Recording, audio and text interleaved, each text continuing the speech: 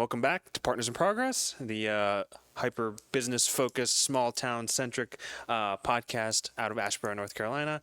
Today we are here with Jenna McKenzie of McKenzie Real Estate and Scott Eggleston of Ivy & Eggleston, attorneys law. And today we are here to talk about Jenna McKenzie and McKenzie's real estate's practice and how it came to fruition and her experiences with her practice. So I guess introductions. Who is Jenna McKenzie? I am Jenna McKenzie. I am the co-owner. My husband and I own McKenzie Real Estate. We are a downtown Asheboro local real estate firm, and we have been open since, officially 2017, and we've been downtown since 2019. Okay. And Scott, if you want to just repeat yourself. Scott Eggleston. I appeared on the first podcast, but I'm an attorney in Asheboro and also in the Partners IT company. And I've been really enjoying these podcasts. Ken, thank you very much for all that you've done to put these together. And really, Jen, our goal, we want to kind of build a community and get a lot of business owners on here and just, people that are involved in the community in general, and hopefully build a resource that people can come to. Like if they want to advertise something, if they got an event going on, and they can come here and we kind of let everybody know what's going on in Asheboro. And obviously we want to get Partners' name out there as well. That's part of the plan.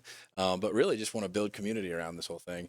And it's also, Ken and I talked about it, it's just cool. It's just the idea of having a podcast and putting this together is fun. And especially in such a cool space like this in the middle of downtown Asheboro. Yeah, no, this space is amazing. Now, the rest of the office here, the studio is not finished, but what you can see on set is you weren't supposed to tell them that, Ken. Well, sometimes you got to break the fourth wall.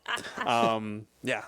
It's great that we were able to do this, and I'm very thankful to Scott and Derek, who is our general manager at Partners, for supporting this venture. This is very new for me, so it's a learning experience, and so we're very excited, very thankful to have you on today.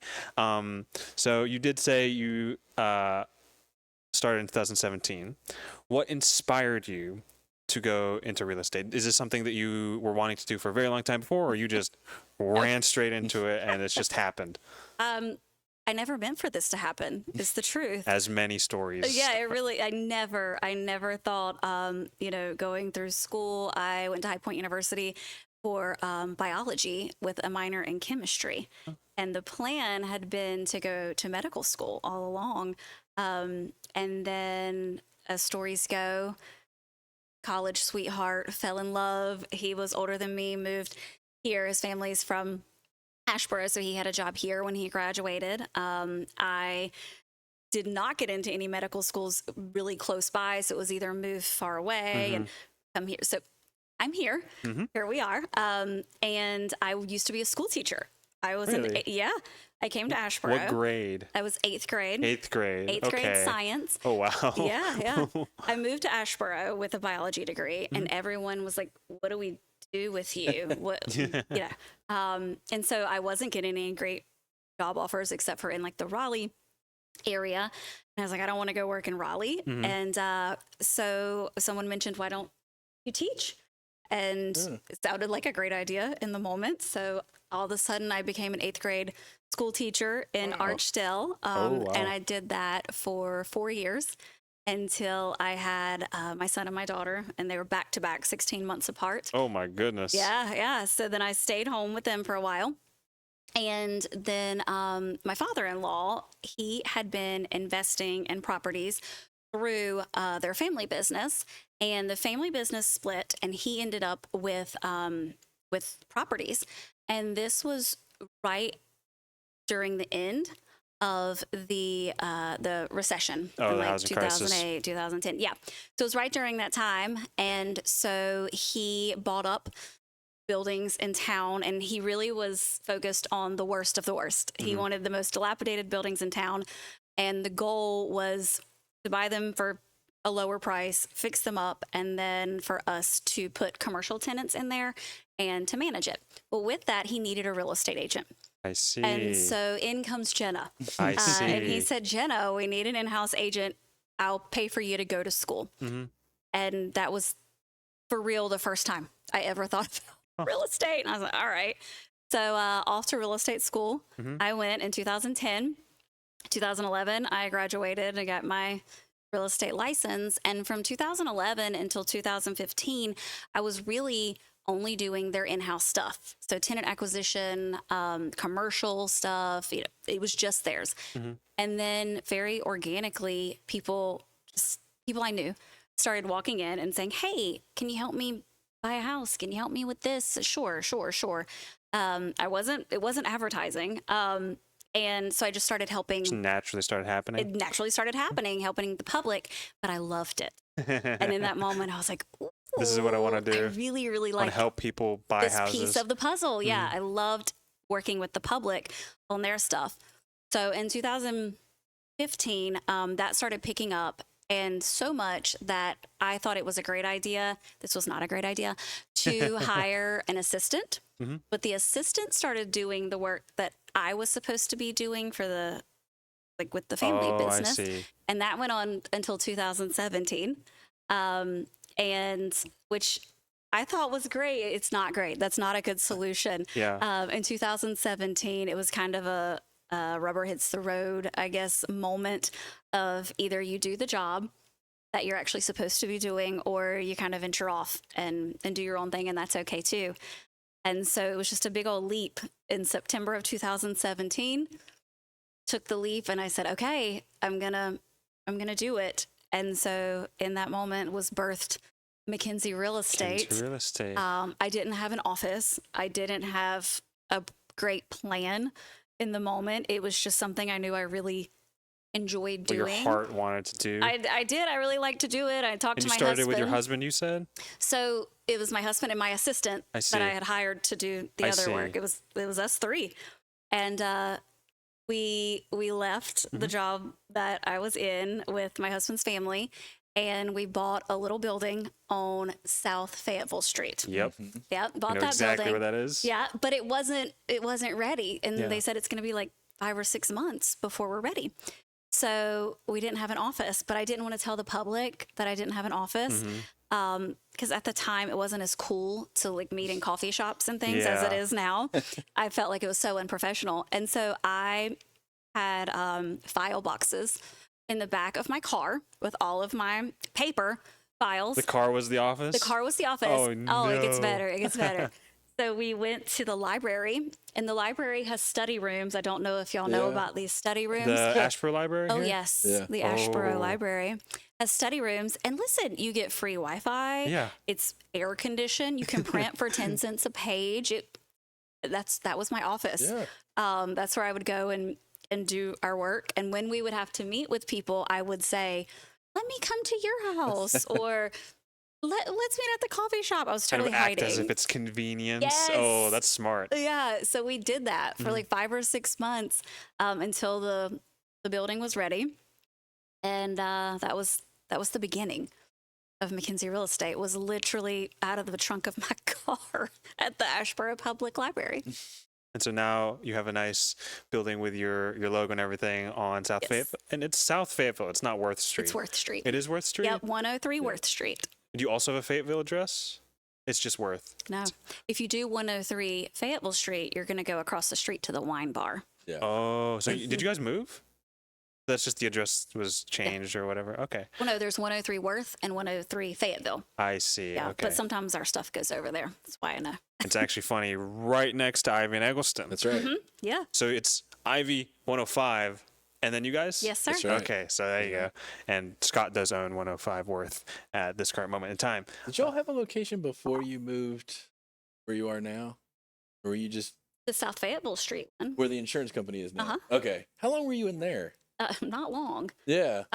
We moved in there in 2018, and we started hiring people, and it was just, I don't know if you've ever been in that building, but it's just like big open spaces. Yeah. And so we started buying these IKEA desks, Mhm. and they would kind of line the exterior, or the perimeter of the room. And I would tell people, listen, we're going to get a bigger space. Like, I promise we will. You will not be at these IKEA desks sitting shoulder to shoulder forever. Like, let's just stick it out with me. And they did. But yeah, we were over there for a while. And then we bought, not a while. That was a lie. a little while. And then Bia's Yep. restaurant became available for sale, which is where we are now. And I actually showed it to a client, was how I first saw it. Oh. And I was walking through and I was like, wow, We should get building. this. Yeah, I wanted it, but if your client wants it, they get first dibs. Yeah. But I'm not gonna lie, in my heart, I was praying they didn't want it. I'm like, and so it was a few days, and he called me back, and he said, you know, my family doesn't think it's the right move right now. And I'm like, Score. yeah. So I went to my husband. I'm like, please, like, this is such a cool space. I love the downtown, the visibility. Like, it's just a great building, the history of it all. So we bought that in 2019, January of 19, and moved into it in July 19. Oh wow, it's fairly recent then. I guess not anymore. I guess 7 years ago now. Huh. Yeah. And you guys have the one location, right? Just one Okay. location. It's only going to be one location. I see. Yes. I think I saw something, Google Maps, something that you had a Greensboro location, but I guess that was wrong. Yeah. No. Just the one location The one. on 103 Worth Street. Yes, There right you on the go. corner. Just look for the purple. And you should go visit. It's gorgeous. And by the way, I was going to ask, so you being a High Point alum, does that have anything to do with the colors of your The purple. logo? Any influence? Everything to do with it. Really? Yeah. So when we ventured out on our own, we started just playing around with colors. And, you know, you look at your logo, but with a bunch of different colors. And weirdly enough, we tried out yellows and greens, a light purple, a weird color orange. I mean, we really were looking at the gamut. And the color of the year that year was violet. And so then I don't even remember who came up with the idea of the High Point purple, but it was like a duh moment of why are we looking into all these colors when both my husband and I are High Point alum? The purple just made sense. And you know, High Point's, they're geniuses on marketing, and they had already done all of the, you know, the testing and all the things that There's a reason why it's that purple. true right? professionals do. And I'm like, let's just copy them. So I And ended it works. up, When I see that purple, I think of Jenna McKenzie Real Estate. yeah, yeah. great. Yeah. Yeah. I ended up teaming up with the guy who prints all of High Point University Oh, really? stuff, Oh. Yeah. like their t-shirts, their caps, all of their stuff. And he actually went to High Point too. That's And- ironic. Yeah. And so that's who prints all of our stuff too, because he already has all the right Same color. colors. Is it literally the exact same color? Yes. Oh, fair enough. No, it's not Nito. Don't listen. I see. It Copyright. is. It's not the exact same. Slightly different, Slightly. but it's close. I guess then moving into why Asheboro. And Why I know you did just say, like, what makes Asheboro special, I guess, because I know you did just say that during the housing crisis, the family practice you work for, kind of, did they buy up a lot of buildings around here, around the Asheboro area specifically, or was it kind of more diverse than that? Yeah. So it's funny because I'm from a really small town called Welcome, North Carolina. Welcome? And, Is that yeah. spelled as welcome? Oh, yes. Like welcome to welcome. Wow. Yeah. So I grew up in such a tiny town, and I always told myself, when I grow up, I'm going to live in a big old city. You know, I think all of us have said this at one point. And so I thought that's where I was going. Then I went to High Point, which was a bigger city than Welcome. It's not small. But I still thought when I leave here, I'm moving to a big city. And then my husband was from here, and he graduated ahead of me, had a job here, and he ended up building a house here. And he said, Jenna, move here, but it'll just be for a few years. I see. That's what That's originally how they happened. always get you, right? So I moved here, and I'll be honest, for the first couple years, I was like counting. Yeah, I'm like, okay.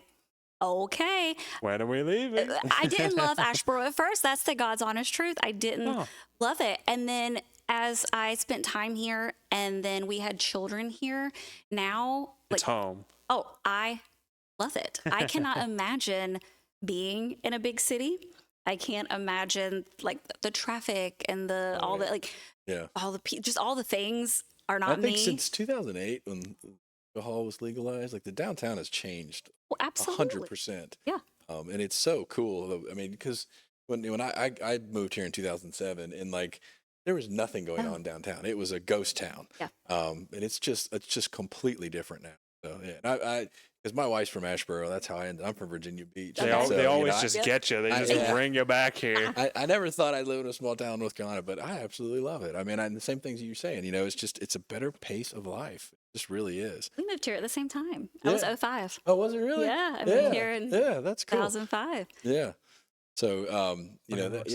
I just, I think, it's something I don't take for granted. I really appreciate it, and I think about it often, particularly like the traffic and just the pace and the people. Yeah. It's just, Sometimes it makes me feel very Hallmarky, like when we have, like the Christmas parades or Christmas on Sunset or the downtown And I know events. downtown Asheboro does a very good job of organizing these things and Yes. supporting the local businesses and keeping that rustic community vibe that Asheboro and downtown Asheboro has. Yeah, So, absolutely. So I love it now. I loved my kids having lots of space to roam. How old are your kids? I know you said one of them is my age. They're They're- going to college this year. Yesterday, my daughter turned 18. Yeah, wow, she has a late birthday. I have an adult now. Oh, So they're 16 and 18 now, see. but they're 16 months apart. So yeah, they're almost grown, ready almost to. out the nest. Yeah, absolutely. Oh. Yeah. I'm the oldest, so my mom is about to lose me, and my little brother is going to the North Carolina School of Science and Math. Oh, so he's moving too, though. So she's going to be empty nest this year. oh, wow. Oh, Yeah. a double whammy. How old's your little brother? He's 16, so Okay. same age, but he's, I think, 2.5 years younger than me. So, Okay. like How's I your- have how's I have an early birthday. He has a late birthday. Sort Okay. of thing. How are Yeah. your mom and dad dealing with that, do you think? My mom is like, maybe I'll move to Chapel Hill because he's going to be in Durham. I'll be in Chapel Hill. Yeah. And she'll live there and with the cat, and my dad will stay home and go to work. But No, I get it. I was writing my daughter's birthday card this week, and it was midnight, and maybe it was late, and I was emotional, but I was a mess. And I am not Breaking normally a down. huge crier. I'm like, oh, I'm Hey, like Scott, your wiping daughter's my- also yeah. going to college soon, right? Yes, Do you have a yes. son that's younger? Yeah, I've got two younger kids, two boys, 16 and 12. So I got two more. But yeah, she's going to the University of Denver Okay. this fall. So, That's cool. Yeah. It's very excited about that, but not excited about the distance. But it'll be It's fun. quite far. Yeah. How long of a flight is that? That's a 3.5, 4 3-hour hours. flight. How long of a something like that. drive is that? Oh gosh. That's like a 24 hours. 24-hour drive. Yeah. That's Are you quite driving far. it to take her to college? Yeah. Well, they're gonna fly, but I'm gonna drive to take her stuff in her car. So Wow. I'm actually looking forward to it. I've driven across country multiple times. I love it. Okay. So I'm looking forward He's to one of doing those it. people. Yeah. It's yeah. like it's beautiful. Like it's beautiful on the East Coast, boring, and then beautiful again. That's exactly so right. you're gonna the have middle like is probably 10 hours of just nothing. That's exactly right. Yeah. There's some serious areas with nothing, Yeah. but it is kind of beautiful with the nothing as well. So yeah. So my daughter's she's a triathlete, going to be on their triathlon. Yeah, so it's Amazing. it's really good because she knows it's a really small community, so she knows everybody. For her. Excited for college. Excited Yep. for the future. So back to kind of the businessy stuff. What are some challenges of building a real estate practice and a real estate business? And what are some things that you tell your younger self? I guess 7 years ago now when you're starting, don't do this or do this. You know what's And also, because I think a lot of people, they look at they think the grass is green on the other side, and they look at real estate agents and they're like, oh, that's so easy. And I know that it's not, and it's not a 9-to-5 job either. It's Never. 24/7 if you really want to be effective. So. Talk about some of that too. Those challenges and Yeah. what people don't see. So what's funny is you had sent me, just a preliminary outline of things that we would talk about, and I was going over the questions with some agents in my office today, and I said, "Let's talk about challenges or things," and it was like, choo, choo, choo, choo, choo. I mean, the list was very long, so I have plenty to talk about, but I guess we can kind of start with starting the business. Truth is, I had no business starting a business. Obviously. In my young mind, I thought I'm good at doing this. I like doing this. And I thought that was enough. That is not enough. It's just not enough. I think having a good business plan is huge. I had no business plan. And I am not business savvy. My husband went to school for business. I went for biology. The business side of my brain is not my strongest side. So sometimes he has to, reel me back in on like, how many marketing dollars did you spend this month? I'm like, it was so cool. You should have seen it. But yeah, having a really good business plan would have helped me a ton from the start. Knowing a location would have been really, like, I probably shouldn't have jumped ship until I actually had a place available for me to work. That would have eliminated the back of my car.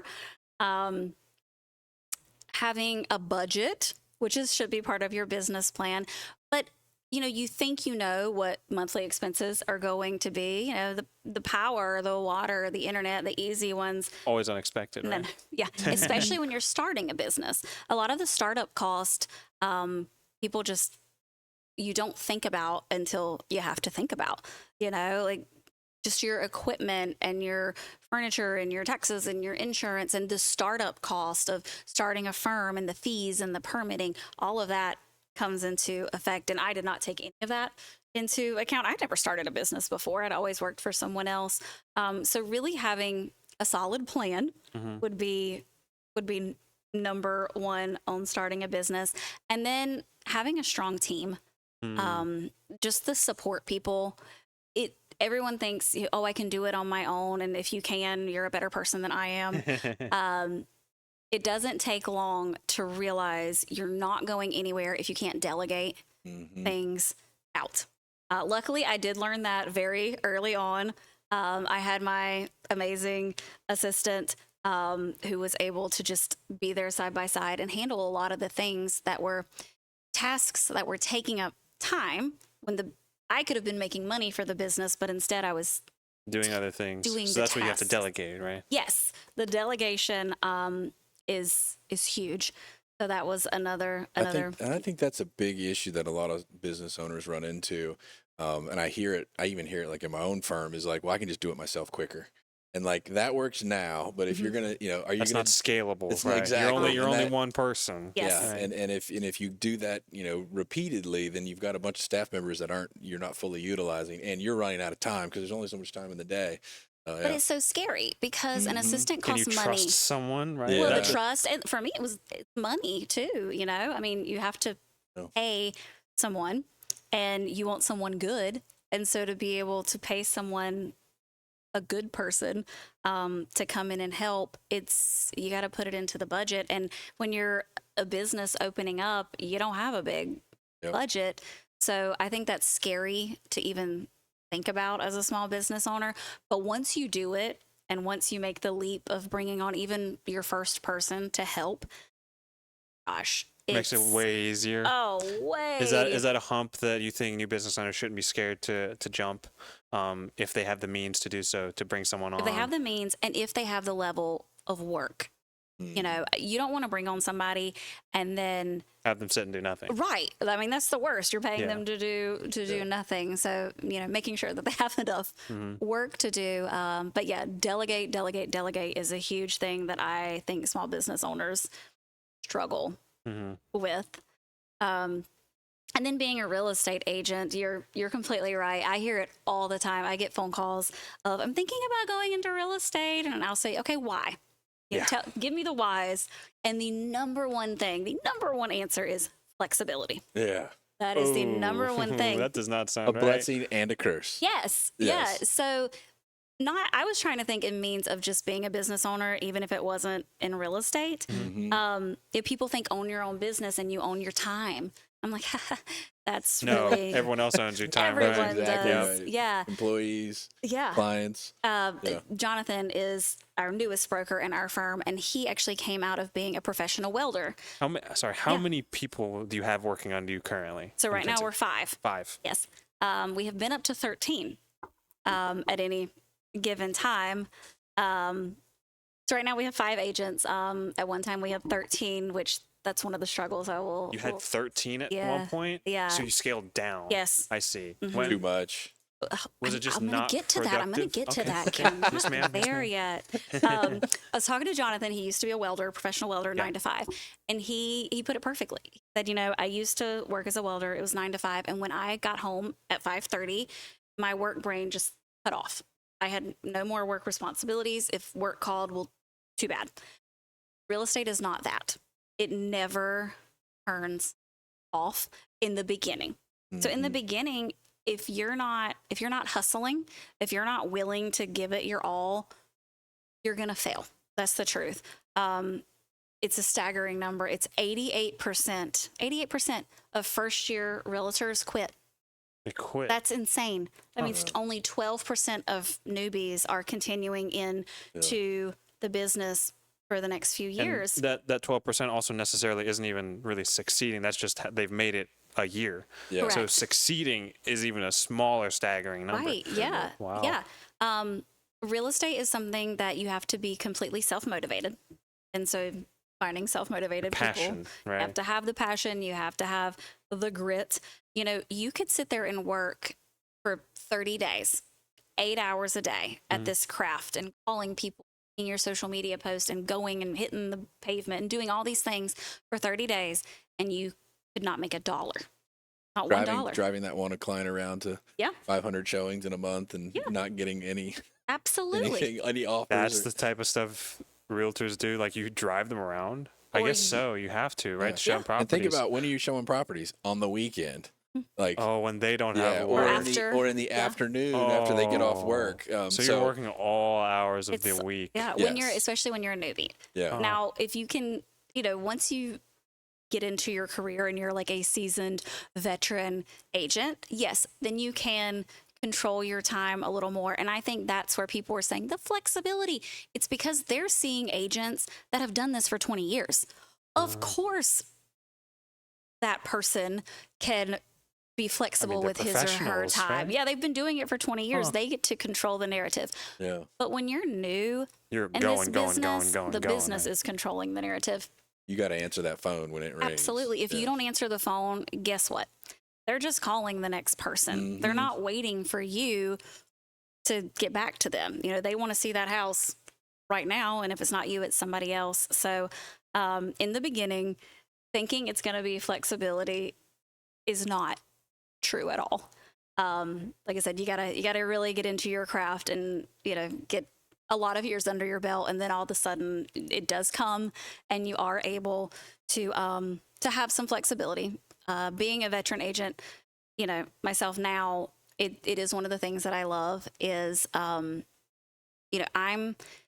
tell people, I'm not the highest producer in this town, but I don't want to be the highest producer in this town. Like, that is not my goal for my business right now. My goal is to do all the business that I want while at the same time not missing a soccer game or a race. Yeah, I was going to say, how do you balance that? You're a mother, you're a full-time business owner, and you always have to deal with all the things that all your clients need because you are the owner. How do you balance this work-life struggle? Yeah. Is it something you struggle with? Yes. And any mom that tells you they're not struggling with it, I have to feel like it's a lie because it's just hard. I heard a lady online make a speech, and it's a small snippet of it has stuck with me. And she said, there's no way that you can be at 100% the best mom, 100% the best wife, and 100% the best business owner at the same time. It's physically, mentally, emotionally impossible. So you have to choose at any given moment which percentage or which part you sacrifice, right? You want to sacrifice. And in the beginning, when we went public in 2017, 2018, I sacrificed my family. I did miss a lot. My husband, God bless the man, because he was doing the soccer practices and the kids practices and the pickup from school and all of the parenting duties. He really took on a ton of that in order for his business. But he's also co-owner to grow. He is co-owner. Right? So he's doing all that as well. That must be oof. I see. There was no shade thrown there. She's the operator. Yeah, I'm the operator. We are both owners. He hates paperwork. So He hates that side of it. He'll get involved fixing stuff though. Oh, he will. Yeah. He will property manage all day. Hands on. He will do showings all day. He will put out signs all day. But if you want him to be in an office and behind a desk, it's just that is Doesn't not work. him. No, he hates that. Fair enough. Which is great because he and I in the same office, I don't think would jive either. It's just we work under the same umbrella, but See, very differently. But So different. He handled all the soccer momming, I guess. he did for a couple for a years. couple years. But I started having chest pains at night, and I thought something was wrong. It's like I'm gonna have a heart attack. Yeah. Be a 35-year-old with a failing heart. I went to the doctor, and the doctor was like, "What's going on in your life right now?" Oh. It was anxiety. Stress. Stress and anxiety was giving me what I thought was like heart palpitations, heart problems, a heart attack. And it was all just stress and anxiety over starting your own business and wanting it to succeed so badly. But at the same time, That's all the pressure that you end up putting on yourself because you Yeah. want to see growth and see Absolutely. success, right? yeah, but knowing that you got kids at home. Yeah. How'd you deal with that? Did you take a step back? No. Full throttle? Yeah, it was like, let's go. Well, once I realized that's what it was, I was like, Jenna, this is what you prayed for. This is what you wanted. And now you have it. So instead of, we're not going, they say, why are you stressing over your blessings? Yeah. So I think the mindset definitely had to change. But, I said I was going to come back to having 13 agents. So in the beginning, it was like grow, grow, grow. And we were in the little space. And then all of a sudden we bought the big space and then higher, higher, higher. We went from 4 people to 13 people within like 12 months. Wow. And I had no clue what that was actually going to take. Yeah. I thought, well, if 4 people can put out this amount of volume and this amount of work, what could 13 people do? So that's too fast, I guess. So it was way too fast. But from the outside, it looked tremendous. I mean, I got business of the year in 2020. And I look at that on my wall now and I think, wow, it was an incredible honor to receive small business of the year.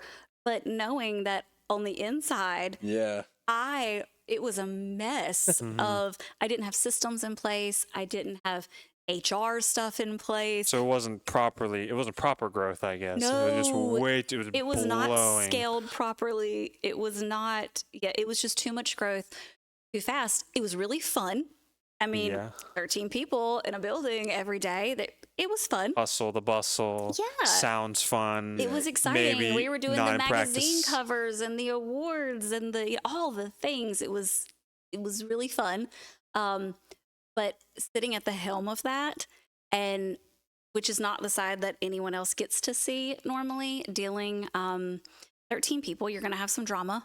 Drama for your mama will always exist anytime.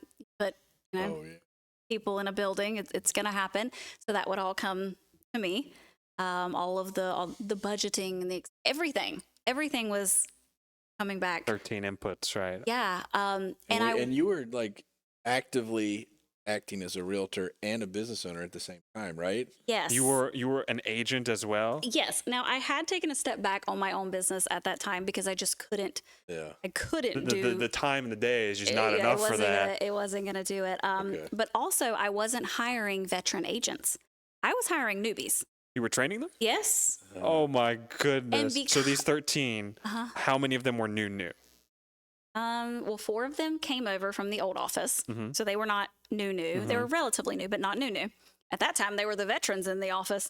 And then everyone else was new, which is kind of good and kind of bad at the same time. I liked that 8 or 9 completely new agents? Yeah, baby birds. Oh my goodness. Yes. So how did you deal with that? I had heart palpitations. I see why. It was I kind of liked having new agents because they hadn't learned bad habits, and they never came to me and said, "Well, XYZ taught me this way." Well, no, they didn't. But then on the other hand, they knew nothing. And truthfully, real estate school teaches you a lot of stuff that Yeah, Don't most really of use it in you don't practice. use. Yeah. And because we're not like a franchise, we're a family-owned business. It wasn't go to Greensboro and attend these classes or hop online to this portal and learn this. It was all me. So we believe in very hands-on, one-on-one training in the field, which I still completely believe in and love. But it meant literally me sitting down and saying, this is how you use the county GIS. This is how you find permitting. This is how you do a showing. We would do like role playing with them, a phone call. It was all that was in-house. And you did most of that? Yeah. Wow. So That it was is a lot. That is intense. It was a lot at one time. And so now, we're at 5 and I like it. It's a good size. It's such a good and they're size. all not seasoned, but they know the ropes, and there's not a ton of training that you have to do on the regular. Correct. Like the only problems that really come to my door now are it's normally bigger things. Yeah. We're able to collaborate a ton, and I love that piece of it. It's more of the culture and the vibe that I like, and at this point in my life, feel like I can manage. Do you see yourself, and I guess McKenzie Real Estate in general, like ever getting back to 13? Maybe. I have my daughter graduates this Saturday, and then my son is 16, so he has 2 more years of high school. So I think for the next 2 years, I never want to say we're not hiring, because that is not true. If the perfect candidate came along and, was the right fit and, maybe had a few years already under their belt, we would consider it. But it's not like an active, back in the day, we were actively hiring. Like you said, at this point, you're pretty much content with the vibe and the size of McKenzie Real Estate. I love the size right now. And it's manageable. It is. I'm not having heart palpitations. That sounds good. So that's helpful. Much healthier. Right direction. Yes. One of my things that I wrote down on lessons learned was that one bad apple can ruin the bunch. And when you're hiring really quickly, hard to find bad apples. It's hard to find them. Oh, it's easy to find it's easy bad to find apples. Ken. Hard to identify them. Yeah, it's hard to identify them. I see. You don't realize it until they're in the mix. But one bad attitude person really affects I hate to use the word. My daughter's like, stop saying vibe. It's dorky, Mom. And I say it all the time. It really affects the vibe of the whole office, that one negative, bad attitude person. So that's one of the big things that I have learned is it's not just about how great of a salesperson you are. We really work as like a team. And so each employee is also a person as a whole, not just an output or however much volume they can move, however much revenue they can generate. Yeah. It's everything else. Absolutely. As a small business, we are really wanting to do quality over quantity. So I would rather have 4 or 5 great agents that we all get along so well and that we're all producing, rather than have 13 agents who some of them aren't producing or aren't the attitude that we're looking for. I see. Yeah, absolutely. So the kind of out of the loop, and I sort of watched and read a little bit of it, but this whole thing with the realtor commission, it seems like something happened, but nothing really happened.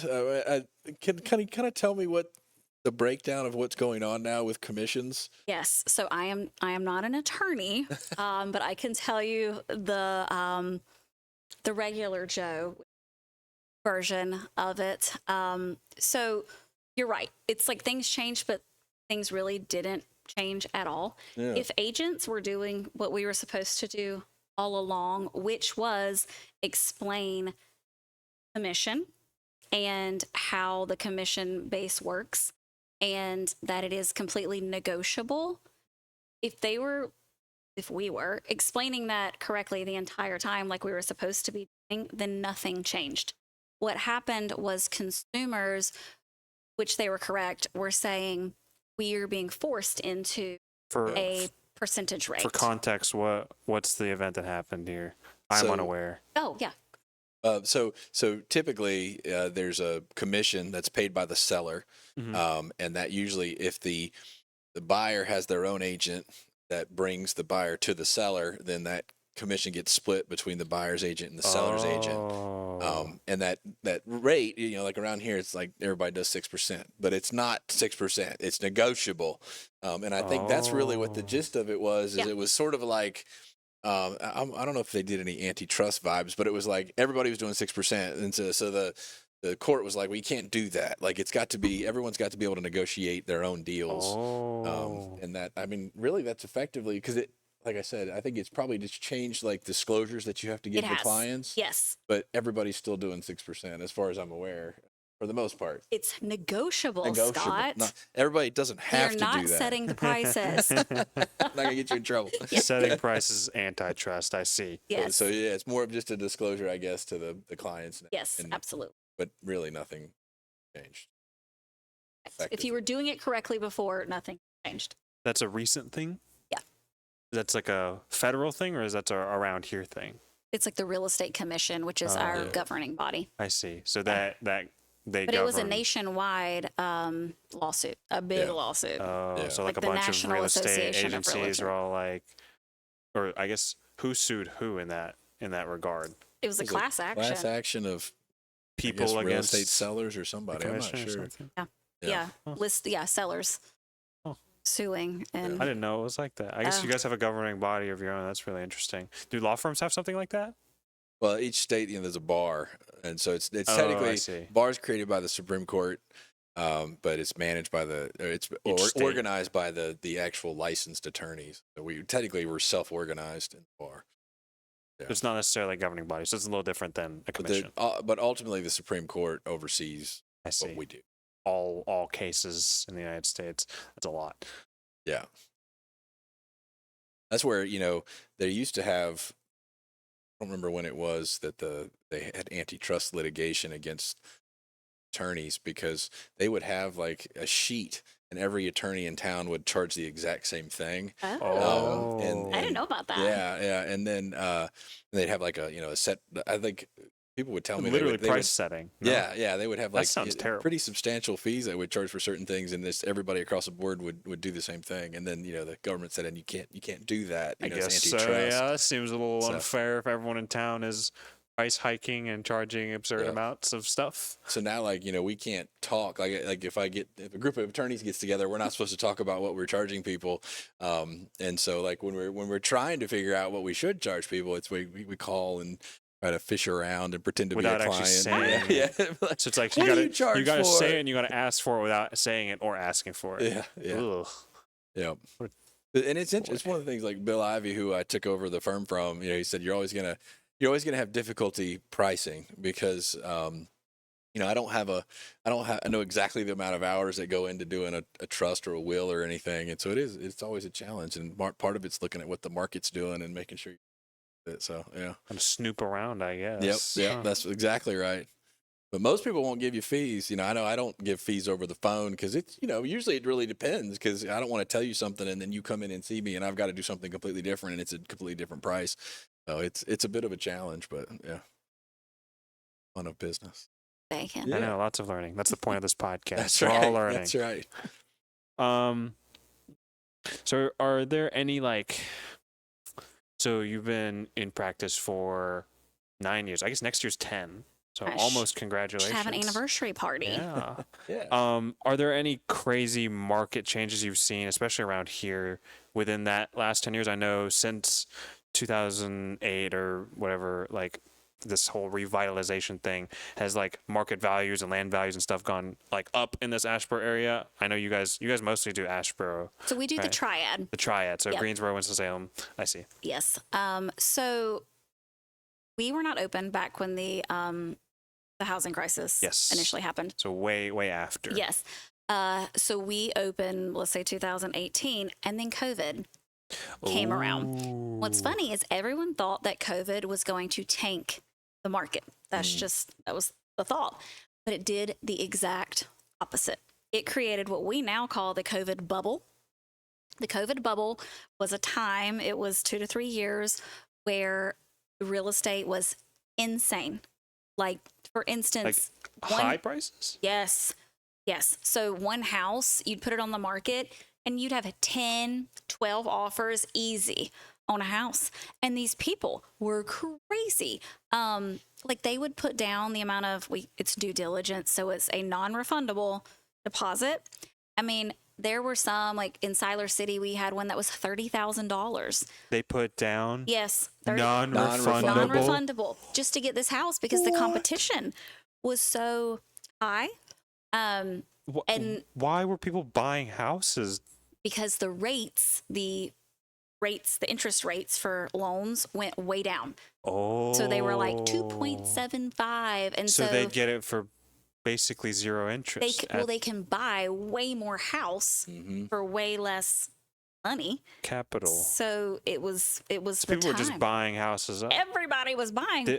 Did that ended a couple years ago then, I'm assuming? So Has it now stabilized? It is stabilizing, but it's funny because they ask me all the time. It's the number one question. How's the market? You get asked. And it's funny because I know they're expecting me to say it's bad. I don't think it's bad. I think it is going Yeah. back to how it was right before COVID, where I call it just a normalized housing market. But there's a lot of agents who came into real estate during that COVID bubble. Oh. Because truly, it was easy during that COVID bubble. It was shooting fish in a barrel. Everybody was buying a house. So their normal is not normal. Their normal is not normal. I see. I think that's a good way to put that. So they are not used to having to, struggle. Yes. They are not used to that. And so we have gotten back into an era of we're seeing, different marketing strategies. We haven't seen open houses done in years. And now open houses are coming back as a thing. Sellers giving sellers concessions, which means they give money towards the buyer's closing cost. Haven't seen that in a while. It's coming back. Because this is the competition, because it's more competitive. Well, it's starting to normalize out. I see. So during the COVID bubble, it was a seller's market. A seller could sell anything they wanted for any price, pretty much. Now it's starting to come back where we're seeing it maybe a little bit of a buyer's market, where buyers are able to ask for some extra things. I want the washer and dryer. I want a few thousand towards my closing costs. I want these repairs made. Whereas in that COVID bubble, good luck. You aren't getting So is there a reason anything. why people like now after COVID still say the housing market is really bad? Like, I think that's something that gets brought up. Not in this area, because I guess think so, it's bad in this area I see at that all. being heard on national television. I think and people bigger online. metropolitan areas have they've had a real slowdown in real estate sales, but I think just economically and everything that's going on with, we have people moving to the state, not moving away from the state. North Carolina is rapidly growing. Yeah. Yes. Yeah. And think about just this area alone. So forget the coast, forget the mountains. Let's just go The Triad. Piedmont. And then let's get even closer. Let's say Randolph County. We have the Toyota mega site that came in. Yes. We have Wolf Speed, which who knows what's happening with that right now. We have the zoo, which got the grant to double its size.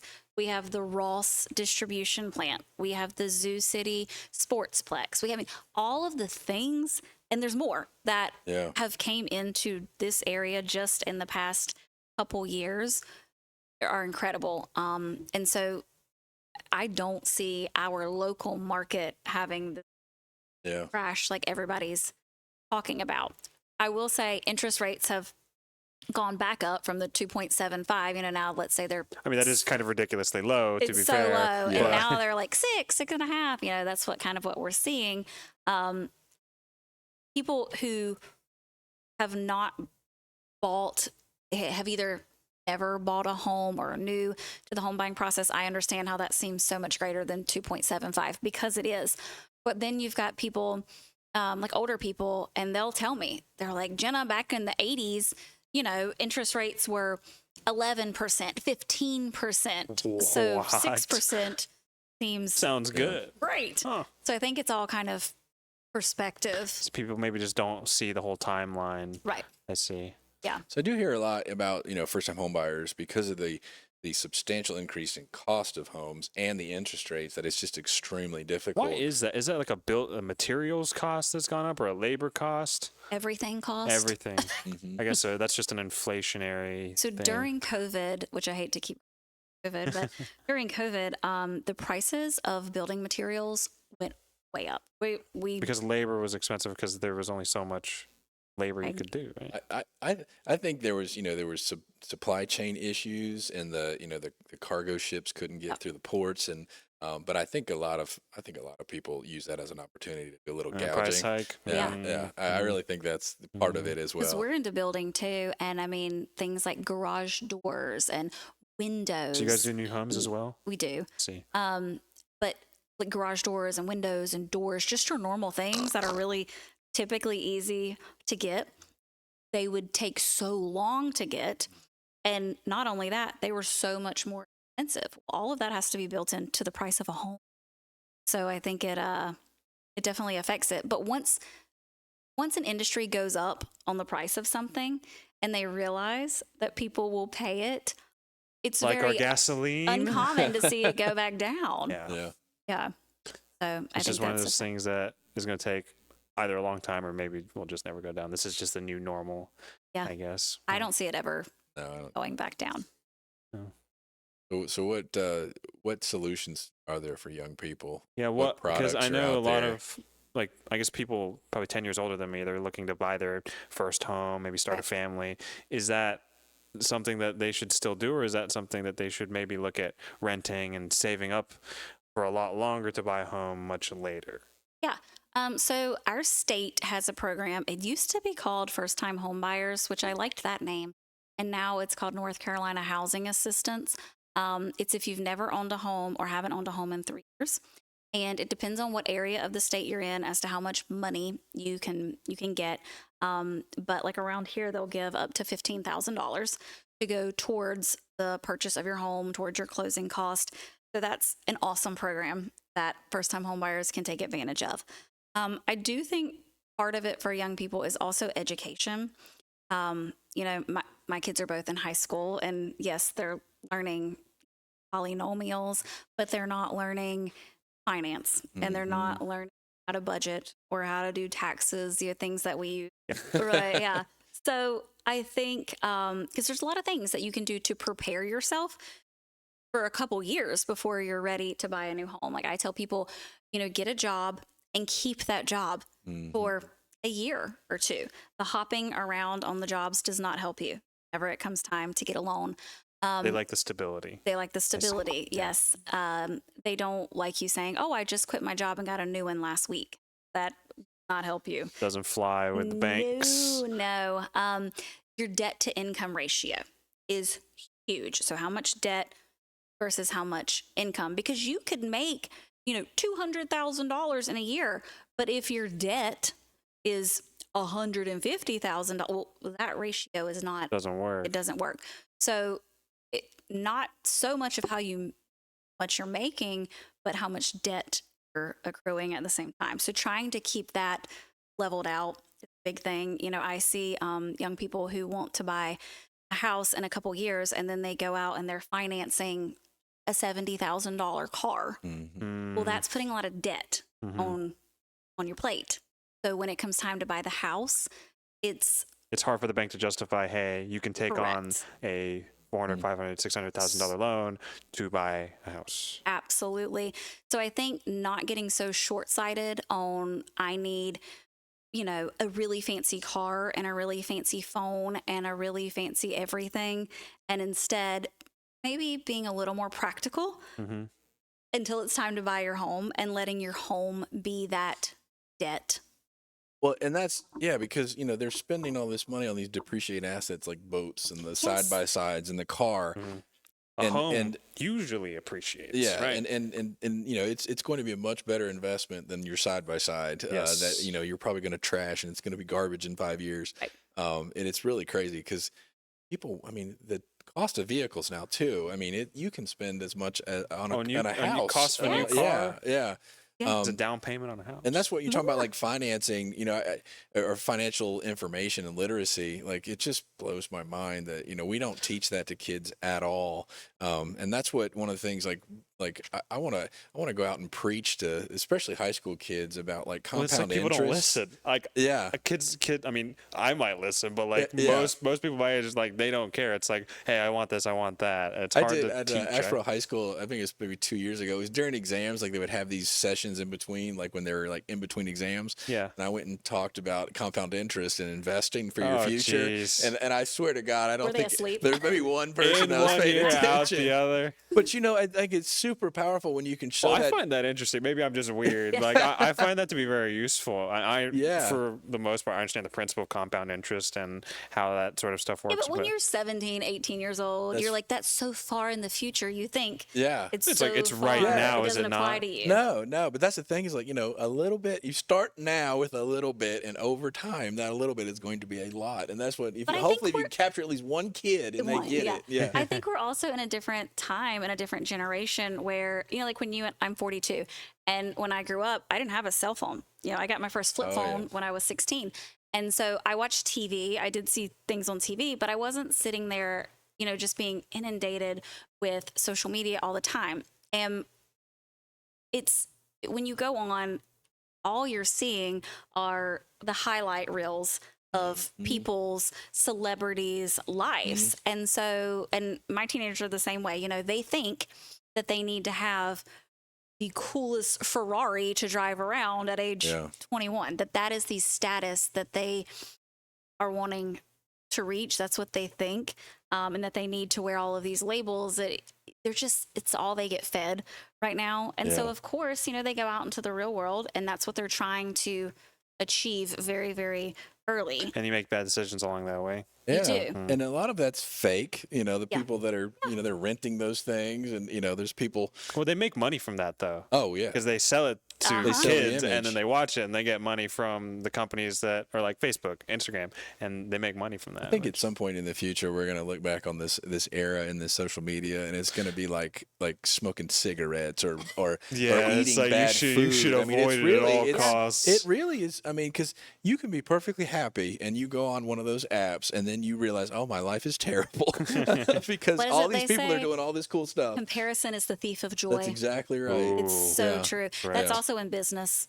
Yeah. Yeah. Because each business is unique, right? Yeah, Each well, it's person easy. is Well, unique. that's what I really appreciate your candor. Like when, you got that award for Business of the Year, but then in the background, you're like, oh my gosh, I'm failing. Like, I don't know what I'm doing, because I think a lot of people, you're right. People they look at that image and they don't realize, and they And just that's the social assume. media thing, right? Like you post that. It's like it's a glorified, hey, I got Business of the Year. But behind the camera, behind the face, it's like, I need to do better. I try to preach to my kids. I'm like, social media is all perception.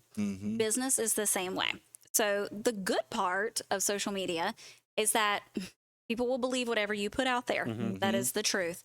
So if people see you being successful and doing all of that, I mean, that's what you believe, right? But I think it's important to know the behind the scenes of what it really takes to get there, and the struggles that are happening behind the scenes, and not comparing yourselves to others. I'm 42 and I'm still guilty of doing it on some days and having to catch myself and say, Jenna, but you see someone else and they've started their own business, or they've started their own real estate career, and the perception is they are killing it. They're going to these showings every day and selling all of these homes. And you start to compare yourself. I think that's a human thing. It really absolutely is. It really is. So, just knowing what your individual goal is and what success looks like to you. So like for me, I know I kind of touched on it earlier, but success for me is being able to do the amount of work that I am happy doing, and at the same time not missing a ball game, a race, a performance. Enjoying And every other aspect of life. yes, as well. because I did miss all of that stuff when they were young, and I really regret it. And I can work like a workhorse for the rest of my life if I want to. You don't get that time back with But your these kids, like, they're graduating. Yep. I'm not going to get this time back. So for me right now, I am very selective on who I take on as clients, who I take on as for my listings. if I don't feel like I can give that client everything that they're going to need and deserve from me, I have a team, a strong team that are so capable, and I will say, hey, I think this is a better fit for you.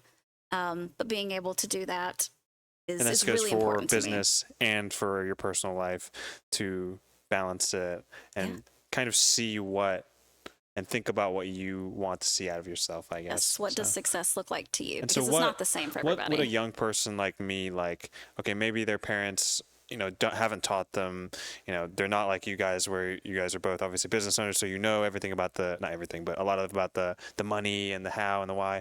Maybe someone that wants to learn about it but can't really get it from their parents, where should they look? Well, I think most business owners will be more than happy to talk with you. I think if you're interested in going into a certain business, I would go talk to people that are in that business, because, I went through very similar things that Jenna, grew really big, and now got smaller. And it's one of those things where you could have told me all day long when I first started that I should stay small, and I wouldn't have believed thought I wanted you. multi-locations. Yes. Yes. Silly me. Yes. Yeah, we were like, we can go down to Pinehurst. We can go up to Greensboro. No, Yeah. that's not what I wanted all anymore. But And that's you're a right. completely what I different think for a young ambitious person, go talk to somebody else. And not to say that we're going to destroy your ambition, but at least maybe you'll realize there's some things like there's a reality to be seen. If you're going to grow to multiple locations, you've got to have certain things in place, or it's just going to be a nightmare. Or if you're going to hire 13 real estate agents, you can at least give them guidance on what they need to know and have in place before they do it. Not to say don't do it, but if you're going to do it, you really need to have certain things in order. I think finding someone who is right now where you want yourself to be, and then finding guidance from them. How they got there. Yeah. How did they get there? What were the steps that they took? What were the struggles along the way? Which is really cool that you guys are doing this podcast. Yeah, I was going to say, I think that's the benefit of this, is that we're able to show maybe someone out there wants to start their own real estate practice or law practice, and they see you guys and they're like, I want to be like that. So this is a great way for, I guess, to communicate with them. But putting yourselves in the right rooms is really big. They have that saying of, you never want to be the smartest person in the room, and I love that. Talking with people, right? I feel like that's also something like younger people struggle with. Like kids my age, it's like they can't really not to say I'm amazing at it either, but it's hard to be in a room full of people, of business owners, of people that have this and that, and going up to them and literally just talking to them rather than kind of being quiet in the corner and be like, okay, I don't want to be here. But I think one of the benefits of living in a smaller town is that people are so supportive of other people trying to start small businesses. We have amazing resources. Our Asheboro Randolph, I said Board of Realtors, Asheboro Randolph Chamber of Commerce, that we did a previous episode with Adam Deeth.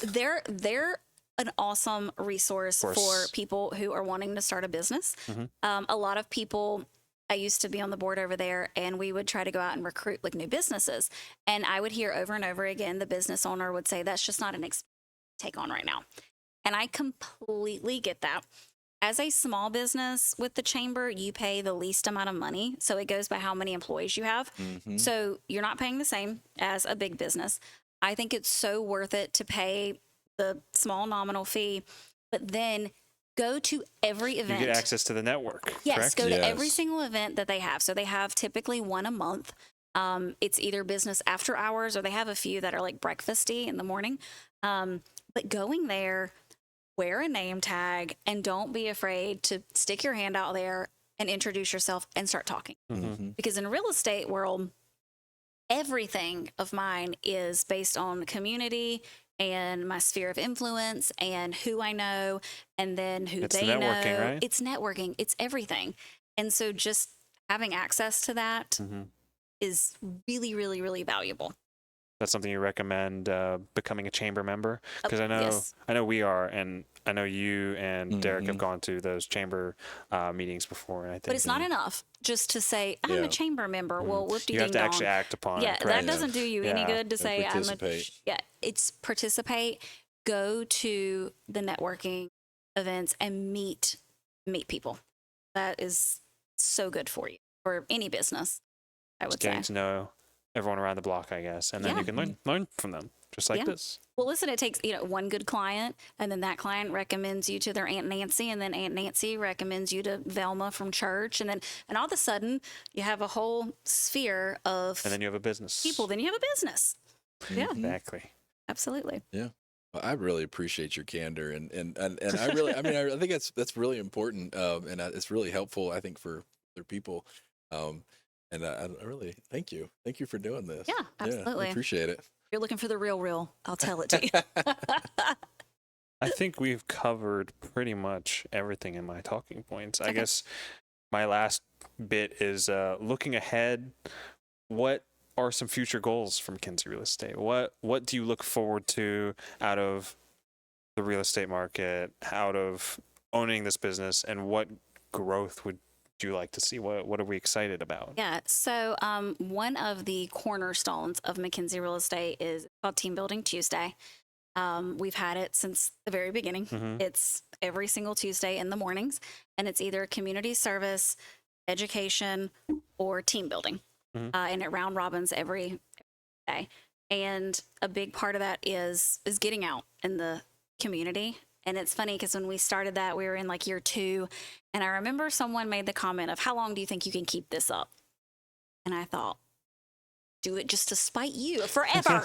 But I love it. It's like one of my favorite things. This adds to that small business vibe that you like currently about your size of McKenzie, right? Yeah, absolutely. It's one of my favorite things, just being all together on that Tuesday, but then also every third Tuesday being able to give back and go out into the community is super, super important to me. I feel like if we as a small business can improve anything within our community, it then improves the way of life within our community, which then in turn makes people want to live here, which then in turn, it all comes back and helps your business and your community at the same time. If I remember correctly, you guys, were you a pancake day? Yeah. The Kiwanis thing? Yeah, Just we stuff were like that, serving. just being able to be out there. So, Yeah, absolutely. So I'm always looking forward to those types of events. And now people know that we do Team Building Tuesday. So we get some really cool messages and phone calls from just different things I didn't even know existed. And they will call and say, would you guys like to come help us do this or volunteer to do this? That's cool. And it makes me so excited. Yeah. And then we get to share that on social media, which then means other people are exposed to whatever cause is out there. That makes me really excited. community building. The community part. Yeah. It is my favorite It's awesome. part of it. A wonderful thing I think you guys are doing. So, Yeah. Thank you. If we can all just do a little bit, like if every small business could just do a little bit. so community service, Unity. a little bit of involvement. Yeah, It goes a long way. Yeah, it wouldn't take a ton. Not, one business can't do it all, but Yeah. If every little business does a little bit, then have a really awesome. I think that's the most important part, and that's the thing that we really do want to highlight on the show is community here in Asheboro, the tight knit, the supportive nature of it, like the Chamber of Commerce. But you do have to put yourself out there. You can't just be in your own bubble and Correct. expect people to come up to you, which they might, but sticking your hand out, shaking some hands, talking to some people goes a long way, right? Something to be said for the old school way of business, the just boots on the ground, shaking people's hands, talking to people, Yeah.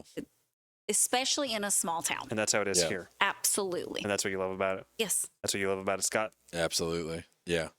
Yeah. I think the stuff that you see online that people try to promote, like social media kind of things and getting new clients that way, it's a different vibe in a small town. It doesn't work the same. Yeah.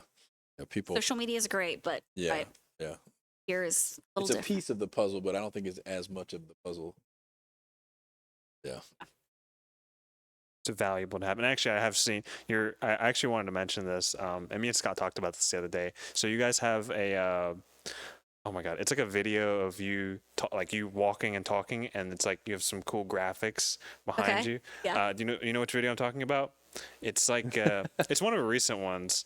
And I don't know if you know, and this popped up on my feed personally, about this company called Four Horsemen Media.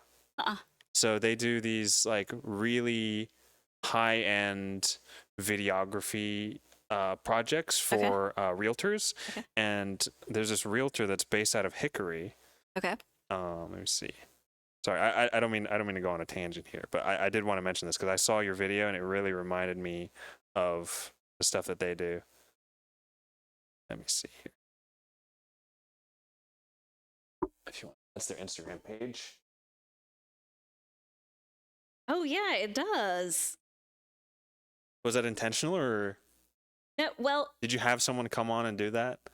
oh honey, I don't do any of my own stuff. I am not the creative online person. So I have 3 different companies that I work with to do I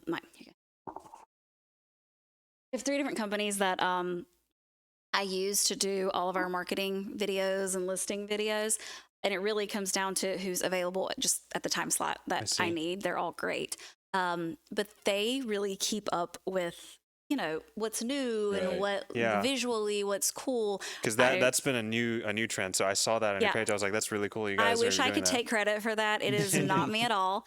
I come up with some of the creative concepts of like, I want it to be like this, or I want to say this, but they are really the ones that are doing all of the things that make it look cool. And again, that's delegating. Yes. Because if I had to sit home and research all the cool things. Oh my God, it'd be a time sink, right? So they take care of all of that.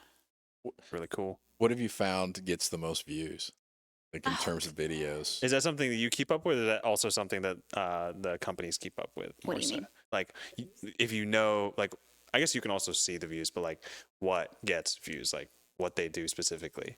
So I don't know, as far as my real estate videos, you know, what gets views, what doesn't get views, except whenever it's just traditional, you know, welcome to 123 Main Street. My name's boring. Yeah. Nobody will watch it. Yeah. It has to be some sort of something interesting enough to keep them around. When they feel like you're a real life person, it tends to go better. Back when I started putting any sort of video on social media, this was years ago, I remember feeling shocked because I did a video about me burning cookies at home. And I never thought it would be popular. Yeah. And it got, for me at the time, it got so many views. And I thought to myself, who cares that I burnt cookies in my kitchen? It's interesting because it's like a real person, right? It was a real person, and I had made a mistake, and I was People talking about it, and people were relatable, and that really stuck with me. Were these burnt cookies? And then I did a video on. There was this old house, and it had one of these fold-out ironing boards, and then on top of it was this tiny little board, which I came to find out was for sleeves. You're supposed to iron your sleeves. I didn't know that. So I did a video on, here's this fold-out ironing board, and then there's this tiny little thing on top. Like, what the heck is this? People roasted me so hard on this video. They were like, what kind of housewife are you? You don't know about ironing. You can use the big ironing board for the sleeves, right? But let me tell you, people love to roast me. So it just kept, I mean, it was like social media interaction, right? Yes, because they were all getting mad and then defending me, and then, but I liked that video. So I think it's just things that people find relatable. Be personable, right? People like to give you advice. Like, you can make a post and say, I'm going to paint my living room. Do you like this green or this blue? And you'll be amazed at how many people really they just want to chime in. Yeah. They want to give you contribute. Yeah, absolutely. Yeah. So I think it's being relatable, being real, authentic, not being so stiff. And sometimes that's hard for me in my listing videos, like, because I mean, we've been talking with you here for like an hour. Like, you're not a stiff person by any means. So I find that interesting that you found real estate to be your passion, because it's a very stiff thing, right? It doesn't have to be a stiff thing. And I've seen that with your social media recently. And I think what you guys are doing are great. And I think, like, as I am a social media manager here at Partners, but I see that and I'm like, that's really cool. You guys are doing that. So, well, that's another, being a small business and staying relative, I think, is a struggle, because when you're not a huge company and you don't have a bajillion dollars behind marketing staff to keep you, you know, on the forefront of everything, sometimes that is a little bit of a struggle because you don't want to fall behind. I don't want to be like, you know, I want to be relative and I want to be on people's newsfeed. And I know that does help my business, especially in day and age where everyone sits there. You can also like benefits it because it makes it seem like, I mean, like, again, you're a person, you're a human being that owns a business. And if you want to purchase a home, you can go to lovely McKenzie Real Estate. And I'm a real life person. And she's a real life person with a small team now. Yes. It's not too big, of good people, hardworking people. Yes. And she will find your home. Yeah. That's right. Absolutely. We'll talk just like this. That's right. Because real people do real things in Asheboro. Yeah, that's good. That should be like your slogan or something. We should put that on the sign. That was good. Right there. I think we've covered a lot today. Okay. We appreciate you coming on today, and I think this was a wonderful episode. Yeah. And this will release sometime in late June, early July. We'll see. And I will let you know when it goes out, and you'll probably see it.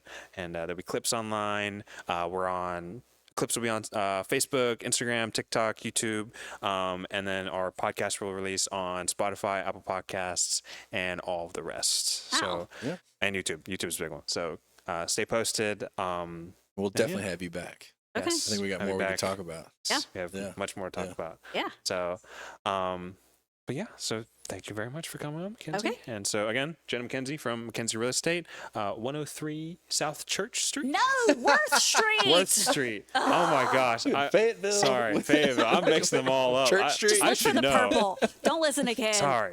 103 Worth Street in Asheboro, North Carolina. You can't miss it. It's High Point Purple. Yes. But yeah, so thank you for coming on. Yeah. This is Scott Eggleston, Irene Eggleston. Thank you, Ken. And I'm Ken Shibata. I was your host today. Thank you all for watching. Make sure to like, subscribe, and share this with all the people that should know about everything we talked about today. So, see you next time. Yeah.